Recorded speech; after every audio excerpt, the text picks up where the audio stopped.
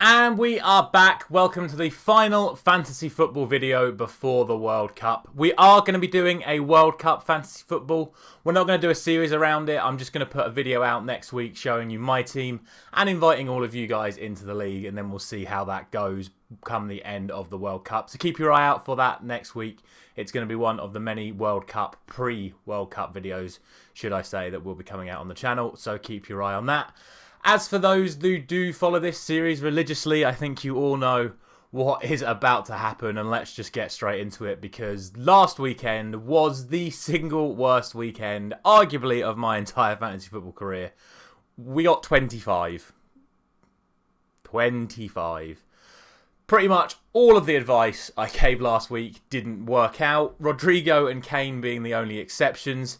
Trippier got 12 on the bench, but and Trossard got 5. But the players that I thought were going to do really well, the ones that I thought you guys should be putting in your teams, they ended up having absolute stinkers. I was shocked that Foden didn't start the game against Fulham, and very, very surprised at that, given the fact he hadn't played many of the others, and obviously Cancelo got sent off, and etc, etc, etc.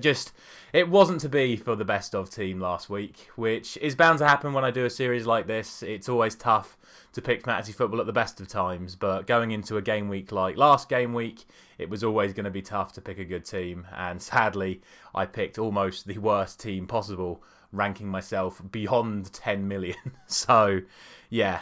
What does that mean for the overall series? Well, for all those managers that are waiting to get shouted out, all I'm just going to say is congratulations to literally everyone, because everyone bar one person in the league beat me. I'm not going to name and shame them. They will know who they are if they are watching this.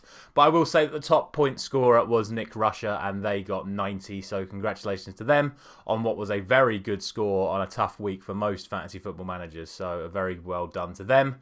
But most importantly, what does it mean for the Esso 99 League? Well, rather interestingly, going into the final weekend before the World Cup starts, and we are joint at the top with George Hartigan and James Morris both on 890. George Hartigan taking the lead with the most goals scored across the tournament so far. So very, very interesting going into the final week. The top 15 is still continuing to get closer, which is what I love to see. And hopefully you'll start seeing my team cropping up in there soon. My main team, obviously the best of team, is never going to make it into the top 15 when it takes a 50-point deduction every single week. But interesting times. It's going to be very close. And congratulations to whoever will be on top going into the World Cup. Let's not beat around the bush any longer. Let's get straight in to the best of Game Week 16 team, the final team before the World Cup. And I'm just not going to beat around the bush. I'm just going to go straight in here, because I'm going Salah, I'm going Kane, and I'm going Haaland. All out, balls to the wall. It's the last one. And you know what? I look at the fixtures that they've all got: Southampton, Leeds, and Brentford. And the expectation is that Haaland is going to start. So I'm just picking all three. I've gone for Salah as captain off the back of last week. I think all three are perfectly viable to go for as a captain's option this week. I'm just going for Salah because I know the majority of you are going to go for Haaland. So I like to try and be different as and where I can. And yeah, I'm going to go for Haaland. I'm going to go for Salah as the captain. How am I going to finance this, considering I normally give suggestions for the entire team? Well, firstly, I'm going to go for Alejandro Garnacho, and I'm sacking off the bench. So Garnacho, I think, is going to play. He started last weekend against Aston Villa. Didn't have a great game, but then was phenomenal off the bench against Aston Villa in the League Cup. I'm hoping he's going to start against Fulham. I think he doesn't really have much choice. It looks like Ronaldo's probably still going to be out with his illness. Anthony's going to be injured. Whether or not Martial starts up front again, he's definitely not going to play Van de Beek. So it's then just going to be a question of, does Ten Hag go for Martial up front with Rashford on the left, or does he go for Rashford up front with Garnacho on the left? We shall see. I'm banking on Garnacho to start, and he is in the team. And obviously, I have sacked off the bench, like I said, but I have put Phil Jones on there just for a laugh. I would say that Nico Williams is possibly a shout for this weekend as well, though. Nottingham Forest at home to Crystal Palace. Nico Williams still 4 million.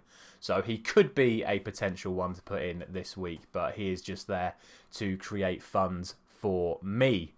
Another one that is slightly cheap, one that's gone slightly under the radar, but has had a good couple of weeks. And this is a player that plays for Bournemouth and has obviously just been called up for the Wales team for the World Cup. And that's going to be Kiefer Moore. Not someone I would normally go for, but I just think he's played well the last couple of weeks. They're at home to Everton. Yes, they have physical defenders in Cody and Tarkowski, but that's Kiefer Moore's whole deal. He wants to play against physical defenders and he wants to prove himself against them. So I'm just putting him in. That's a slight roll of the dice. You never know. But I think he's a slight under the radar one that could do some damage this weekend. So we shall see on that one.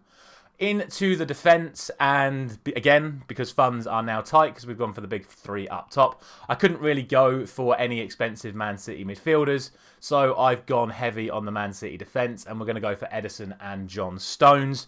If I could have afforded Cancelo, I would have put Cancelo back in again. Because of how the suspension system works, Cancelo served his one-match ban for his red card in the League Cup, whereas Diogo Dalot for Manchester United has to serve his one-match ban for 5 yellow cards in the Fulham game, and he couldn't serve it in the League Cup. So why that's fair, I don't really know, but Cancelo is available, so if you've got Cancelo, which most of you do, I'm sure you will all be playing him, but I'm just giving you some alternatives and going for Edison and Stones. I am then also going to double up on Arsenal, this time in defence and midfield, with Ben White and Gabriel Martinelli. Two players that I have picked on this series on many occasions already. Ben White is still only 4.6 million and he is playing right back for Arsenal and he's doing very well. Got himself an England call-up as well. Martinelli, of course, Arsenal's, I would argue, their most influential player this season. I know, like Xhaka and Odegaard and stuff, they've all been doing really well. But for me, Martinelli has been the most dangerous for Arsenal and he's been picking up regular points all season long. And he's still under 7 million, which makes him cheaper than the other options for Arsenal, unless you're picking Granit Xhaka, which again is possibly a good option as well. But I'm going for Martinelli. Finally, we have the other defender, and that is going to be Kieran Trippier. I'm still going to keep him in. He's been so good for Newcastle this season. They are at home to Chelsea, which is not easy. But in my prediction video yesterday, I went for a Newcastle clean sheet. I went for 2-0 to Newcastle in my prediction. So I'd be a bit of a fraud if I then didn't back that up by picking Trippier in my fantasy football. I'd rather fail on both than succeed on one and fail on the other. So I'm going to back Trippier once again. And my final player in my starting 11 is going to be a returning Dejan Kulusevski, who made a massive difference for Tottenham when he came off the bench against Liverpool. Sadly, it wasn't enough for them to get a result against Liverpool, but I think he has to be starting against Leeds. I've gone for him and Kane, which is very dangerous, but with essentially everyone else unavailable, the majority of Spurs' attacking play is going to be going through these two. So I think Tottenham should be beating Leeds, and I think these two will both be involved, hence why I've gone for both of them. And finally, my last player on the bench, a player that still hasn't picked up as many fantasy football acquisitions as I would have thought, given how well he's done. He's just been named Player of the Month for October, and that is, of course, going to be Miguel Almiron. Absolutely smashing it at the moment for Newcastle. I don't think he warrants a place on the team. He's more there in case Garnacho doesn't play, essentially. So here's my cover for Garnacho if Garnacho doesn't play. And I still think he is a very good pickup for this weekend. I think he will cause Cucurella all sorts of problems down Newcastle's right-hand side. And that is going to be the team for this weekend. The final team, of course, before the World Cup once again. As always, let me know down in the comments what your team is looking like for this weekend. And for the final time this month, if you think your team is capable of beating that best of Game Week 16 team that I have just made, feel free to join the Esso 99 League. It doesn't really matter where you finish. This is a weekly challenge on top of the overall league. So get yourself in the league.